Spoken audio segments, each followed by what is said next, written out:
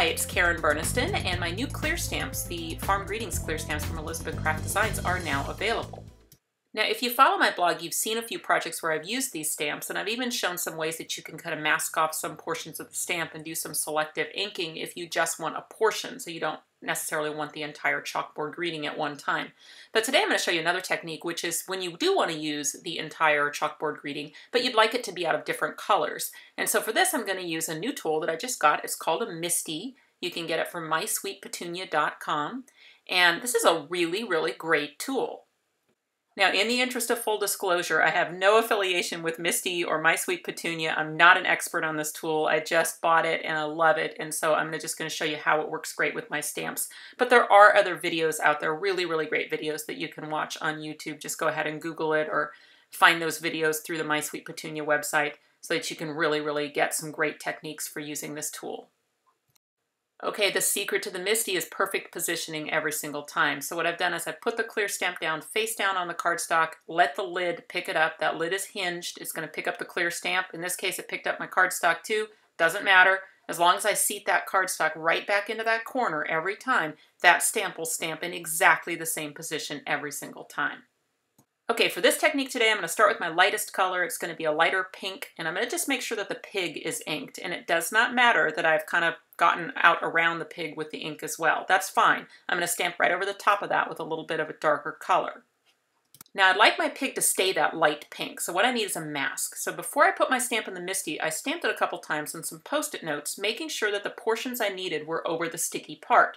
One of them was that little pig, so I trimmed it out loosely with the scissors, just making sure I stayed away from the words that surround the pig. Other than that, it doesn't have to be right on the line or anything like that. Put that in place over the pig, and that will protect it now for my second ink color. So I've gone with a little bit darker pink color for the center kind of portions of the stamp. And once again, I've just inked it up really good inside the MISTI. I wasn't too precise about it. I just made sure that I got all the areas that I wanted. And then I'm going to just press that right down over the top. Now make sure that's in there seated in the corner, because that's a very important part of this process, is that it's always seated into the corner so that the stamps will line up perfectly each time you do it.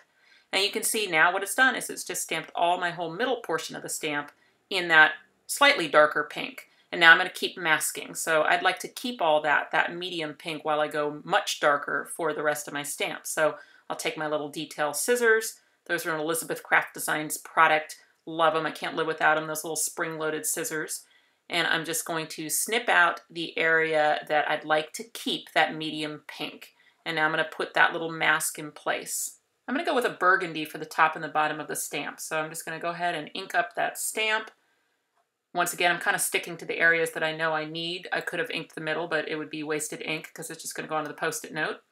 And then I just make sure that my cardstock's seated down in that corner, and then I'm just going to give it a good press. Now here's another beautiful thing about the MISTI, is sometimes it's not about doing multiple colors. Sometimes it's just about the fact that you didn't ink everything fully. Like the top of that hog there's some areas that aren't inked all the way. No big deal. I can just go in there and ink up that section, give it a press. Remember, it's always going to be right over the top of the other one, and then I can fix any mistakes or make things darker if I want to.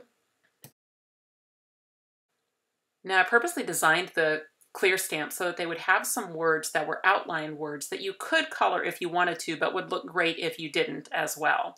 Another option is to take a gel pen. I'm taking a white gel pen here and just rough going in on the hog wild and adding some detailing inside the letters, and I'm kind of purposely doing it loose and sketchy.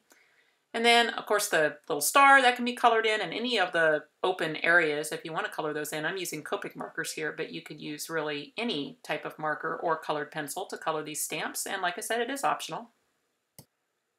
So after I've finished coloring in and doing any kind of highlighting that I would want to do, then I could, say, die cut that or cut it down and use it on a card. Actually, for my card today, I'm going to do one more thing. I'm actually going to add some black detailing to this piece.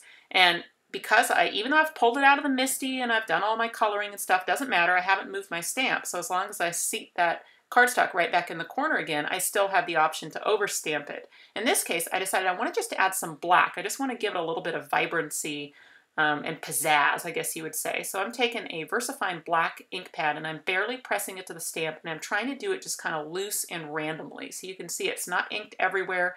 It's just inked in some spots rather randomly. Give that a press. And you're going to see what happens. It just adds some cool little mottled effect with that black to my piece.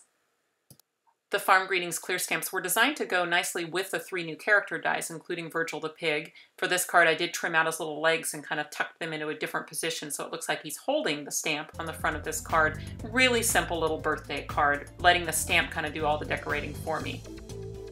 I post daily inspiration on Facebook at Karen Burniston Designer, which is a page that you can just like. If you need to know where to buy the Farm Greetings clear stamps or Virgil the pig, you can go to ecraftdesigns.com, and you'll always find more ideas on my blog, karenburniston.com. Thanks for watching.